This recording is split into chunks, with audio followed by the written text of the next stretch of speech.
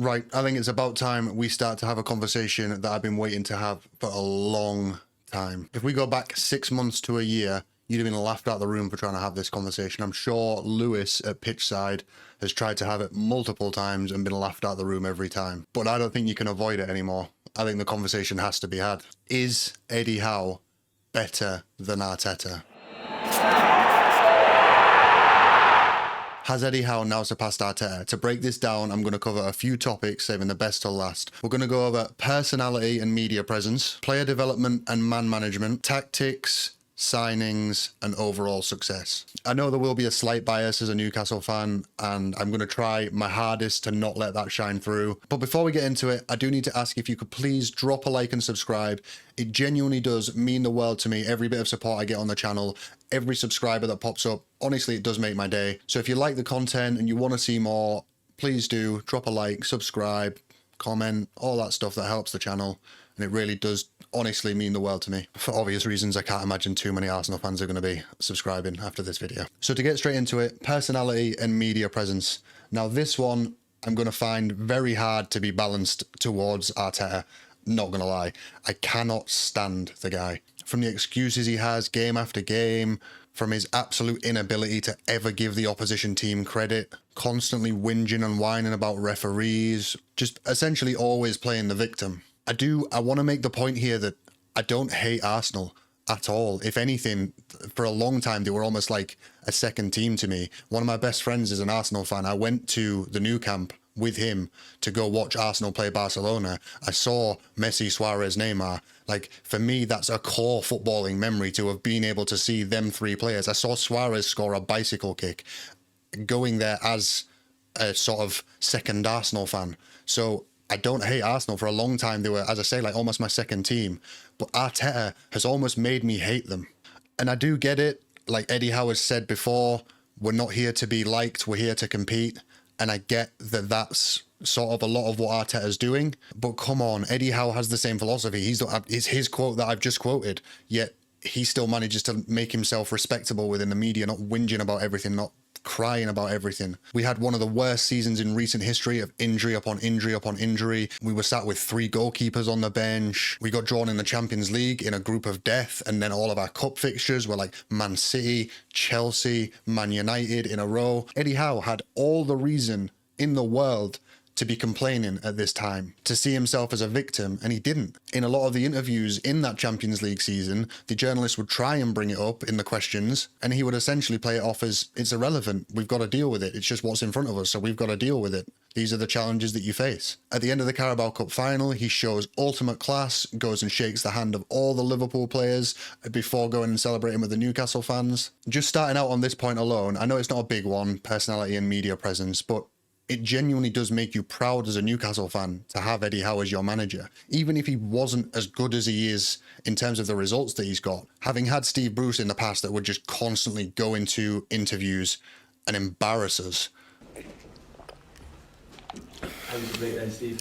How's the bacon, did you say? Having Eddie Howe there, it's such a relief. You're just so proud of the way he handles himself in the public eye. Ultimately, your manager does largely represent your club. So as much as you might play this down as an unimportant factor as to whether or not he's a better manager than Arteta or not, I do think it's a lot more important than a lot of people make it out to be. And even for the players, when your manager is constantly in the media, whinging and whining and kind of embarrassing himself, making excuses about the ball and things like that, you're going to find it hard to respect that man and then go onto the pitch and give 100%, throw everything you can onto the pitch for that manager when he's not conducting himself in a respectable way. But also, I do see the other side of the story. I do see that what he's trying to do is similar to what Jose Mourinho would always try and do, and he's just trying to create the headlines around himself. It takes pressure away from the players, but I don't know, I just can't help but dislike the guy. So on this topic, I think you do have to give it to Eddie Howe over Arteta. Even the most biased of Arsenal fans, I still think you have to give that to Eddie Howe. I know it's not the most important one, so we'll get on to the next one. Player development and man management. So for this topic, I'm going to start with Arsenal and Arteta. So the ones that I'm going to go over, and you know, please do drop a comment and let me know if there's more that I've missed out. Obviously, I'm not an Arsenal fan, so I don't know the full amounts of your player development, but the ones that I see as a Newcastle fan, there's Saliba, who was obviously sent out on loan, came back and is now one of the best centre-backs in world football. I don't know fully if we can give Arteta credit for that, but we're going to for the purpose of this video, give Arteta the credit anyway. We've got Ben White at right back. So he hasn't been too involved this season through injury, but last season he was great for Arsenal. Over the course of Arteta's time at Arsenal, he has improved massively. I guess there's a sort of argument for Havertz. He has developed him as a number 9. Whether or not he's the number 9 that you want him to be, whether or not he should ever have been signed as a number 9 is a different question. Obviously, he has kind of become a bit of a meme, so I don't know how much credit we can give towards that player development, but there has been a level of development there. Then you've got Miles Lewis-Skelly and Nwaneri. Now, I don't know how much credit, again, you can give to Arteta for that, because they have kind of both came in through injury, I think, mainly. But if we're going to talk about player development, then I guess I have to throw them in there. So on that one, we've got 5 players that I'm aware of. If there's any more, please let me know in the comments any that I've missed out. Because as I said, I'm not an Arsenal fan, so there might be players that I've missed out here and there. But I'm not mega convinced on that as great player development. Now, when we look at Eddie Howe, I'm going to start with the obvious one, Joe Linton. Now, you could make the argument here to say his resurgence was through necessity as well, because Kieran Clark got a red card. He was then kind of thrown into midfield. But that positional change is something that Eddie Howe has mentioned he did spot in training. He spotted these qualities of Joe Linton in training, and it was something that he was waiting to try out. He was just waiting for the right moment. But he has turned Joe Linton from potentially the biggest waste of money in our club's history, and we've had some serious wastes of money in our club history, where he's gone from being potentially the biggest one of the lot to now being an absolute powerhouse of a midfielder, one of the best midfielders in the Premier League. He's running around everywhere. He didn't win man of the match in the cup final, but he put in a man of the match performance in the cup final. He gets his criticism from opposition fans, rightfully so, because he runs around basically just battering people on the pitch. But if he's for your team, you love it. You can't say that you don't. And he's just described as most opposition players as an absolute nightmare to play against. And all that from where he was, essentially just a donkey up front that could not hit the goal to save his life, signed as a striker, to now be this powerhouse midfielder. That development is, I can't think of many cases in football where a manager has had such a vast impact on a player's career. Then we can go on to Jacob Murphy, a player that was again there during the Steve Bruce era, a player that to pretty much all of our fan base was considered as a championship level player at best. And Eddie Howe has somehow managed to develop him into a player that is somehow holding his own on Champions League pitches, getting an assist in the cup final. This season in the Premier League, he's had 5 goals, 7 assists. And it's not because he's a really intelligent player or a really, really talented player. He's still not. All he does is just follow Eddie Howe's instructions to a T. That's all he does. And that's what's getting him the returns that he's getting this season. Next for Eddie Howe, I think we need to talk about Fabian Schär. Before Eddie took over, Fabian Schär's Newcastle career was essentially finished. Steve Bruce couldn't stand him, would never play him, I guess just saw absolutely nothing in his game. Which, to be honest, the argument here is probably more that Steve Bruce was wrong, because I think most Newcastle fans at the time saw that Schär had quality in him. So I don't know how much credit I can give Eddie Howe for developing the player here, because he's already old, he's already late in his career. But Eddie Howe at least put him in the team. And in putting him in the team, we went straight into a season where we had one of the best defences in Europe, Fabian Schär being a massive part of that. And I think you just have to give a level of player development credit to Eddie Howe for his role with Fabian Schär, when Fabian Schär was a pivotal part of one of the best defences in Europe. In Eddie Howe's time at Newcastle, Fabian Schär has gone from being a widely unremarkable centre-back to being one of, and I'm not saying the best, but one of the best ball-playing centre-backs in the Premier League. His passing range is up there as one of the best as a centre-back in the Premier League. Not saying it's the best, it's one of.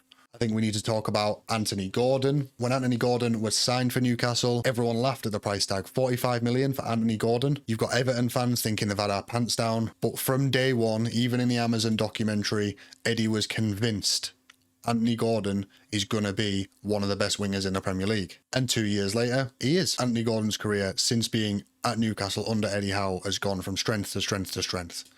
So again, you have to give a level of player development credit to Eddie Howe there. And then last but definitely not least, we have to talk about Lewis Hall. Lewis Hall was signed as a promising young left-back from Chelsea. Came to the club, didn't actually seem that great. Seemed like we'd kind of wasted the money. Every time he played, he was nothing particularly special. Spent 35 million on him. Most of the fans at this point were criticising that signing. It's been reported that Eddie Howe and Jason Tyndall spent extra time with him on the training pitch. They really took a long time to bed him into the squad. And fast forward to this season, and he's probably been, barring maybe Isak, our best player this season. Isak doesn't really count because he's a freak.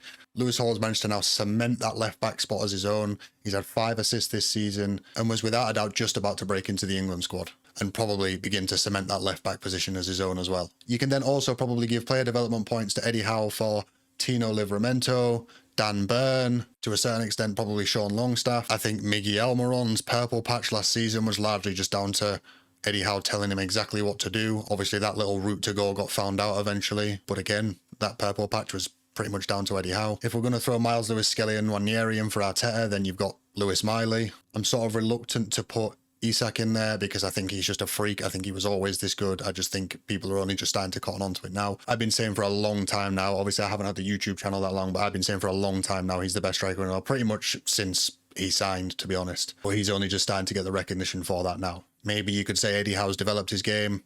I don't know. But I'm not going to throw him in there because I just think he's a freak and I think he was always bound to be as good as he is. I think the way that he's man-managed Bruno and man-managed Tonali have been great, especially Tonali. That must have been a very hard situation to navigate with the whole betting scandal thing, getting banned as soon as he came into the club, and Eddie Howe's handled that perfectly.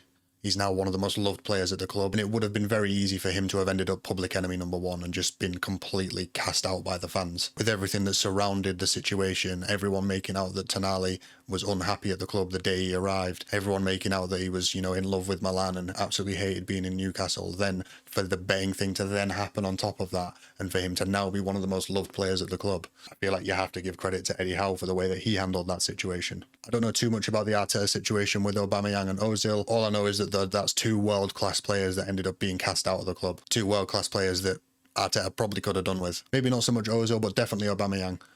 Aubameyang was scoring goals for fun before Arteta came in, and now Arsenal are struggling to score goals. So again, on player development and man management, I think, again, we have to give that to Eddie Howe, which brings us on to tactics. Now, tactics, this is an area of the game which I think Arteta does excel.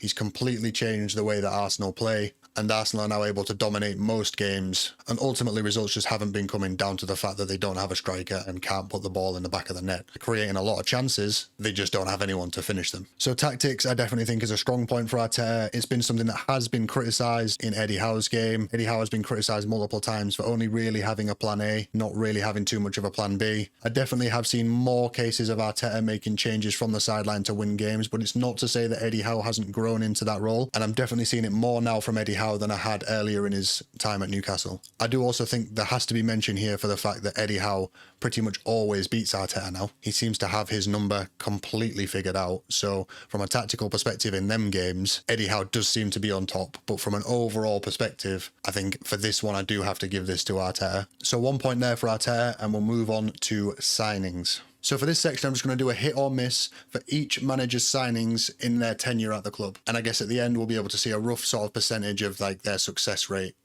as to whether their signings are hitting or not. So we'll start with Arteta. Pablo Mari, I don't even know who that is, so miss. Cedric Suarez, I'm going to have to say miss. Willian, I'm going to have to say miss again. Gabriel, that's been a definite hit. He's been part of one of the best defensive partnerships in the Premier League for a few years now.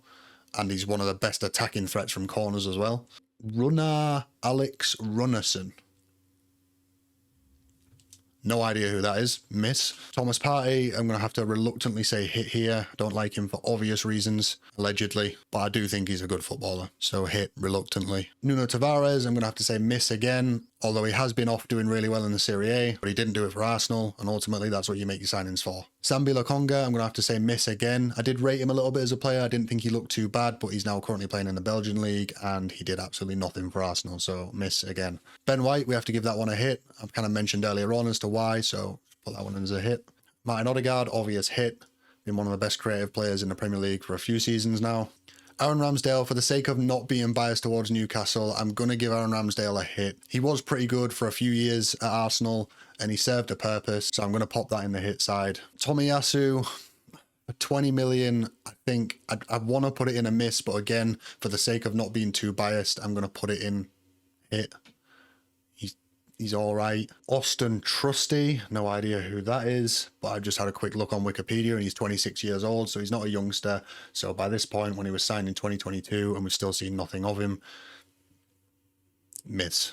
Matt Turner for 5.5 million, miss. Marquinhos for 3 million, miss. Fabio Vieira for 29.9 million, miss.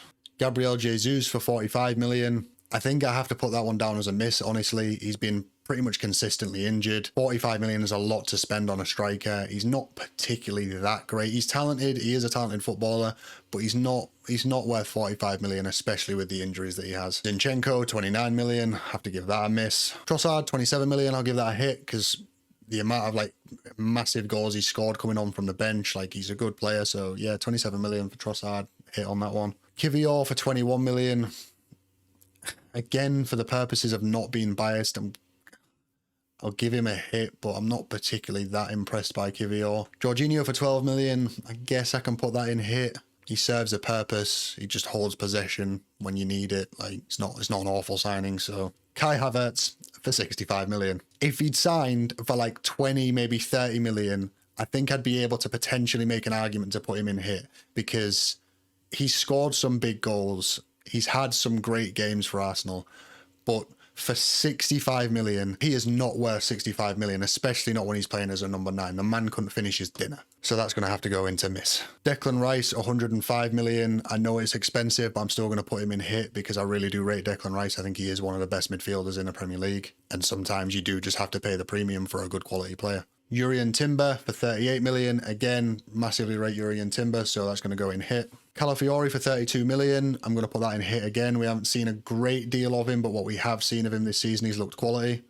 And he looked quality at the Euros as well. David Raya for 27 million. The makeup of this deal alone makes it god tier. How they managed to get Brentford to allow him out on loan for a season first, and it wasn't even an obligation to buy, it was an option to buy. Maybe I'm wrong there, but I'm pretty sure it was an option to buy, which is insane for Brentford to essentially allow one of their strongest assets in their team to go on a try before you buy year. If he'd have had a bad season, it could have completely ruined their valuation of him. Luckily for Brentford, it didn't go that way. But £27 million for David Raya, I think he's an incredible goalkeeper. Up there as one of the best in the league. So hit. Mikel Merino, I don't really know what to do on this one. I think I'm probably going to have to put him in miss because he was getting a hell of a lot of criticism from Arsenal fans prior to being moved into this kind of makeshift number 9 role. He's not a number 9. You haven't signed him as a number 9, so I can't give him a hit for this kind of these few goals that he scored shoehorned in as a number 9. And outside of that, he's kind of just a waste of money, really. So yeah, miss for Mikel Merino. Neto signing on a loan from Bournemouth as a backup keeper.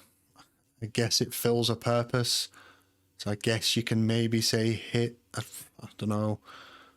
I'll put hit in. And Raheem Sterling from Chelsea on mega wages, and you're paying a decent amount of them wages. You're not paying all of them still, but yeah, no, that's a miss. So overall there, and I've tried to be as unbiased as possible, 14 out of 29 are hits. So we've not even quite got a 50% hit rate there. So now we'll move on to Eddie Howe. So we'll start with Kieran Trippier, hit. I don't really think I need to go into much more detail on that one. So we'll go on to the next one, Chris Wood. Now, for Newcastle signings, I'm going to be able to give a bit more context because I do know more about kind of what went on behind the scenes as to why these signings were made. So Chris Wood, I'm going to give it a miss for the sake of not being too biased, but you could argue a hit because obviously he's gone on to Forest to do really well, but obviously he didn't do that at Newcastle. But the argument is there to say he is a quality player, but I've taken away some points from Arteta for that reason that they didn't do it at their club, so I won't give it to Eddie Howe either. But we did sign him essentially to guarantee Burnley's relegation, and it worked. So there is a good argument for hit there, but I'm going to give it as a miss because he was absolutely awful for us. Could not hit the goal to save his life. He did offer something to the team. He held the ball up in the dying minutes of games where we were just trying to see out a result. He was good at doing that, but we didn't get the best out of him that we've seen he's gone on to be able to go and do at Nottingham Forest. Bruno, hit. Dan Burn. Now this is a bit of a nuanced one because for a while you sort of questioned whether it was maybe a miss because there was a period of Dan Burn's Newcastle career where he became a scapegoat. It was largely because he was playing left back, and I don't think he ever really is a left back. I think he is a centre back, but you definitely have to go with hit on Dan Burn. This season he's been one of our best players, and his performance in the cup final alone, if I wasn't trying to accurately kind of score something here, I'd have put 5 ticks down on his name for that cup final performance alone. Matt Targett, I'm going to have to probably go with miss on that one. Nick Pope for 10 million. I'm not going to be too critical. He's had a bit of a poor spell since he came back from injury, but before the injury, he was a pivotal part to being one of the best defences in Europe, so I have to give a hit on that one. Sven Botman for 35 million. I'm starting to become torn on this now. He is a quality player, and again was a pivotal part in one of the best defences in Europe for a season. He's kind of been let down by areas of the club with regards to his injury, but I guess I gave some sort of token points to Arteta, so I feel like I can give this to Botman because he is an absolute Rolls Royce of a centre-back when he's fit. Alexander Isak for 59 million. Hit. Anthony Gordon at 45 million. Everyone at the time would have said that would be a miss, but hit. Sandro Tonali for 55 million.